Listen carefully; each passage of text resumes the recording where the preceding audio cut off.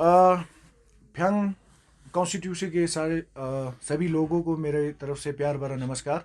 सबसे पहले मैं फ्यांग कॉन्स्टिट्यूशन के जितने भी सरपंच पंच हैं उनको शुक्रिया अदा करना चाहता हूं कि बीते हुए कुछ दिनों में उन्होंने मुझे ग्राम सभा अटेंड करने का एक मौका दिया, जिसमें काफ़ी सारे पब्लिक इश्यूज हमने एड्रेस किए और कुछ सॉल्व हो चुके हैं, कुछ हो रहे हैं और कुछ अभी करना बाकी है। तो इनमें से कुछ ऐसी चीज़ें हैं कि उसका एक्शन जो है सही टाइम पे लेना बहुत ज़रूरी है। जैसे हैं कोविड 19 का केस। जो कोविड 19 का जो केस है, हमें पता है कि तेज़ी से बढ़ रहा है। तो उसको थोड़ा कम करने के लिए, उसका रिस्क एक फैक्टर कम करने के लिए हमने क्या किया कि आज डीसी साहब से मिलके हमने एक कोशिश की कि फ्यांग कॉन्स्टिट्यूशन में जितने भी दुकान हो, चाहे बड़ा छोटा जो भी हो, जहाँ पे हमारा कैश डीलिंग होता है, उन सारे दुकानों पे हमारा स्वेपिंग मशीन या ई बैंकिंग या मोबाइल बैंकिंग को इनकरेज करें, ताकि लोगों को कैश का इस्तेमाल करना ज़्यादा ना पड़े। तो अगर हम कैश का इस्तेमाल कम करें तो एक कोविड फैलने का एक रीज़न वहाँ से कम हो सकता है, क्योंकि हम जब भी पैसे को उठाते हैं, लेन देन करते हैं, तो उंगली हमेशा मुंह या पैसे पे कनेक्ट हो ही जाता है। तो एक रीज़न वो है, उसको मद्देनज़र रखते हुए हमने ये कोशिश किया कि फ्यांग कॉन्स्टिट्यूशन में जितने भी दुकानें हैं वो उसमें कैशलेस डीलिंग हो। और डीसी साहब से आज हमने रिक्वेस्ट की है। उम्मीद करता हूँ जल्दी वो अपने वादों पे खरा उतरे और जल्द ही फ्यांग कॉन्स्टिट्यूशन में जितने भी दुकानें हैं वो कैशलेस डीलिंग करें। दूसरी बात है एजुकेशन को लेके। जब मैं इलेक्शन में उठा था, तो मेरे मैनिफेस्टो में 3 चीज़ें टॉप प्रायोरिटी पे था, जैसे एजुकेशन, एनवायरनमेंट और हेल्थ।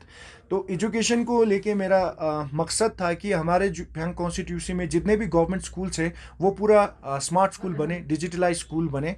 और उसी के सिलसिले में जैसे ही मैंने ओथ लिया था, ओथ लेने के 2 दिन के बाद डीसी साहब से हमारा मीटिंग हुआ। आज फिर मीटिंग हुआ और उन्होंने एश्योरेंस ये दिया कि जल्द ही इसको करेंगे। तो मेरा प्रॉमिस ये था कि दिसंबर तक पूरा हमारा जितने भी स्कूल्स है फ्यांग कॉन्स्टिट्यूशन में वो पूरा डिजिटल होगा, स्मार्ट स्कूल होगा। और खुशी की बात यह है, जो मैनिफेस्टो में रखा था वो आज काउंसिल का एक गाइडलाइंस बन चुका है। तो लद्दाख ऑटोनोमस हिल डेवलपमेंट काउंसिल के जो सीसीडीएफ खर्चा करने का एक गाइडलाइंस होता है, उनमें से उन गाइडलाइंस में एक नया ये ऐड हुआ है कि हर गवर्नमेंट स्कूल्स में आप स्मार्ट स्कूल प्रोजेक्टर्स देने का जो परमिशन मिला है। तो मैं उम्मीद करता हूँ ले में जितने भी गवर्नमेंट स्कूल्स है मेरे कॉन्स्टिट्यूशन के अलावा, और जितने भी हर गांव में जो जितने भी गवर्नमेंट स्कूल से, वो सारा डिजिटलाइज हो। और उसकी जो पॉसिबिलिटीज़ का जो रास्ता है वो आप खुल चुका है। और उम्मीद करता हूँ जल्दी हमारा सारा गवर्नमेंट स्कूल जो है डिजिटलाइज हो। और उसके नेक्स्ट इशू है मेडिकल रिलेटेड। आज फ्यांग कॉन्स्टिट्यूशन में मैं जहाँ जहाँ विजिट किया, काफ़ी सारे हेल्थ सेंटर में गया था मैं। चोकलमसर हो, फ्यांग हो, स्पितुक हो, साबू हो। साबू को छोड़ के ज़्यादातर साबू भी इंक्लूड है उसमें वैसे, कि ज़्यादातर हेल्थ सेंटर में काफ़ी सारे इश्यूज है। जैसे बेसिक चीज़ें नहीं है उनके पास, इलेक्ट्रिसिटी नहीं है, पानी नहीं है और पीपीई किट्स तक नहीं है। और हालत यहाँ तक है कि स्टोर रूम भी नहीं है, तो उन्होंने टॉयलेट को स्टोर रूम बनाया हुआ है। तो इसी सिलसिले में आज मैं डिप्टी कमिश्नर के साथ थोड़ा डिस्कस किया और उम्मीद करता हूँ आने वाले कुछ दिनों में हेल्थ सेंटर में जो ये बेसिक चीज़ें हैं उनका प्रॉब्लम जो है सॉल्व हो जाए। और मेडिकल डिपार्टमेंट से ये रिक्वेस्ट करना चाहता हूँ कि उन्होंने कहा कि गाइडलाइंस में एसओपी में पीपीई किट्स की इस्तेमाल का ज़रूरी उतना है नहीं।